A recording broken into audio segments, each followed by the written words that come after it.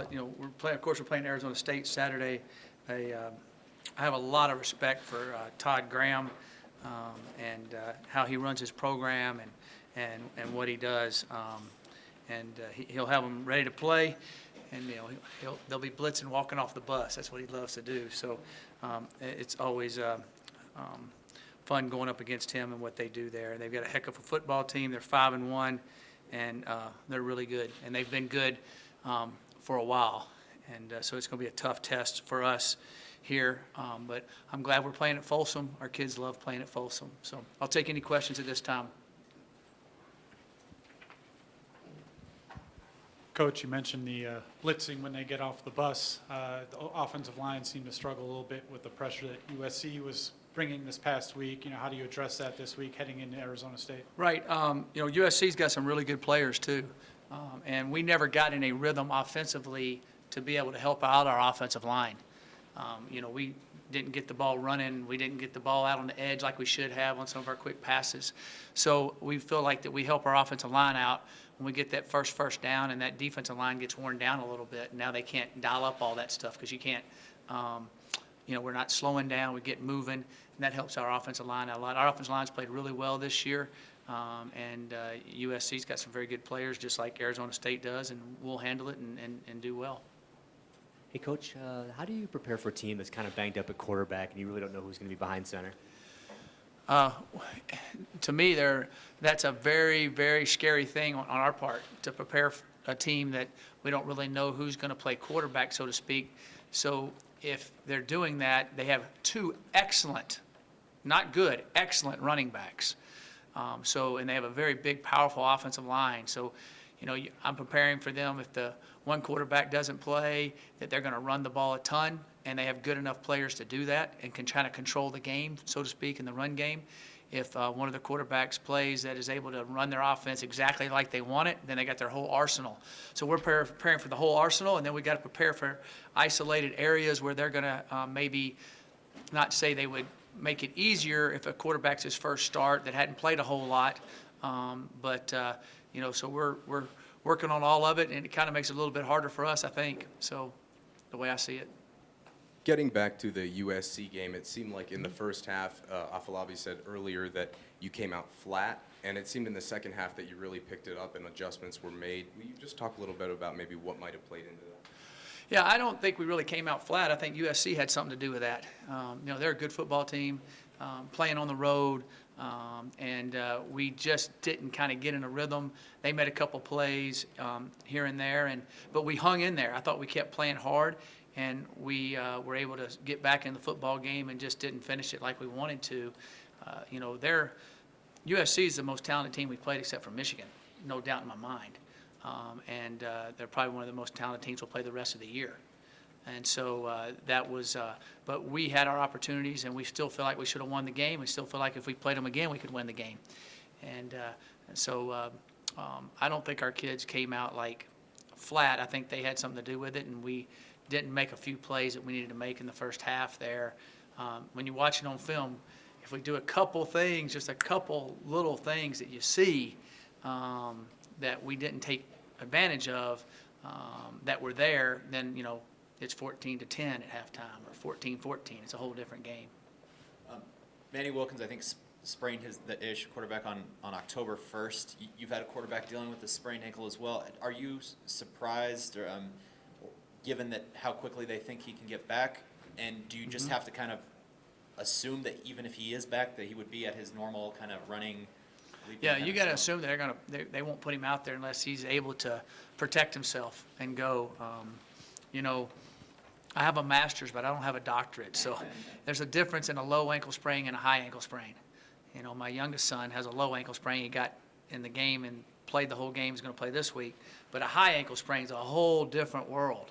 And so I don't know where it is with Manny. Let them decide. And if he walks out there to play, then we've got to be able to beat them with him. And so that's what we would plan to be able to try to do. Understandably so. From the film, it looked like Montez is playing a little bit more reactionary than reading the defense right now. Would you say that it's just a natural part of his progression? Is that where he's at? Well, he's kind of a reactionary guy anyway. He has the ability to make those types of plays. Some people don't. So therefore, his whole life, he's been able to do some of those types of things. But I do think he understands our offense and does understand reading defenses. But when you're a young player, sometimes it takes you a little while to be able to, you know, after you've played a couple different defenses, you go, oh, okay, that's what they're trying to do. You're able to simulate it a little bit quicker. But he's played really well and been impressed with what he's done so far, for sure. Coach, when a team is not as physical as the head coach wants, is that because of a lack of focus, or, and I know USC had a lot to do with that, but what usually goes into that, a lack of physicality? Well, I thought that we tried to definitely play physical. They got a couple good running backs. You know, I thought we tackled them pretty well for the most part. They had a couple big passes that were right there, and they came down with it and we didn't. Those two balls fall to the ground. Might everybody be talking about how we won the game? Literally 2 plays where our people are right there. So it wasn't busted coverages. It wasn't lack of focus. They just made some plays. And when you play in the Pac-12, some days you're going to make those plays, and I hope we make them every Saturday, but they're on scholarship too, and they're really good players. And that's kind of what the game came boiled down to at the end there. I've seen some flashes of the old Addison Gillum out there. Yeah. Knowing all that he's gone through. It's fun to see, isn't it? Yeah. What has that meant for you as a coach to see him kind of rebound this way? Oh, it's exciting to me. It's really exciting, and he made some big plays Saturday, and he'll make some big plays this Saturday. As the season's gone on, he's played more and more, and that will continue to happen. And it's great to see him out there flying around. It really is. I still wish he'd cut his hair, but that's his trademark. Hey, Coach, Todd Graham said about you the other day, he said you're a coachable kid. You've always been a coachable kid. I think you're older, so why are you the kid in the relationship? I don't know what he meant by coachable kid. He probably meant that I'm a coach's kid. It's probably what he was trying to say, I would think. He has, his son's a coach, and so it's kind of grown up in our family. I'm a coach's kid. There's no doubt about it. But I don't know what he meant by that. That's what I would think. I see what he would mean. Yeah. Jimmy Gilbert seems to be getting better from week to week. Is that something that you're seeing? He's making more plays in the running game. Yeah, Jimmy's playing really well. Jimmy's staying healthy, he's out there all the time now since Derek McCartney's not able to. They were kind of splitting time at different times when we had our nickel package and that type of stuff on the field. So he's out there playing more plays, and he's playing really well. I've been pleased with how Jimmy's played. I've been teasing him. He's had some really good sacks, and the one sack he had that nobody blocked him, he missed the guy. So I said, we're just going to practice you when they let you go free to make sure you make the sack. But he's done really well, and I'm pleased with Jimmy and what he's doing. You mentioned the talent of the running backs that Arizona State has. Yes. One of them, obviously, Kalen Ballage, who you guys know well. What is he when he runs the single back formation that he had so much success with so far this season? What is the key defensively to trying to contain that and to limiting his effectiveness with that?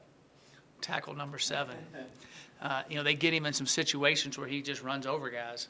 They get him in some one-on-one spots, and the people aren't tackling him well. You got to tackle him well, and that's easier said than done sometimes. You got to understand they're in the formation. You got to understand what they're trying to do out of it. I feel like our guys do. I think they'll have some new wrinkles in it this week if they feel like they're not going to have their main quarterback. So I think they'll have a few wrinkles in it. So we've got to be prepared for that and handle that. But they do a really good job with it. But the main thing is the dude, number 7, running it. He's pretty wicked. Coach, when you pursue someone on the recruiting trail, especially in your home state like Ballage, you don't get him. When you later match up with him or you watch him on film, do you ever catch yourself picturing what could have been with this guy in black and gold, or do you kind of have to let that go as kind of the nature of recruiting? I don't picture of him what I would have been with him in black and gold. We recruited him hard, got to know his family really well. His uncle even played here, was a good player. But I'm happy for him doing well at Arizona State, and that's where he decided to go, and we'll line up and play against him. And so that's kind of how I look at it. I don't cry over spilt milk. We just move on. I love the kids that we have. Any final questions for Coach? Well, actually, about another guy with long Yes. hair, Yeah. NJ Fallow. Yeah. I played a little bit more the other day. How's he doing as far as getting back into football shape and being able to help you guys Yeah, out of that he's outside done linebacker? well. He's done well. You know, he won the Hammer Award. He had a big hit on the kickoff against Oregon State, made a big play there. So he's he's playing on quite a few different special teams, and then he's rotating in some at outside linebacker and has done some good things. So I've been pleased with that NJ's doing for us. Any other questions? All right, thank you.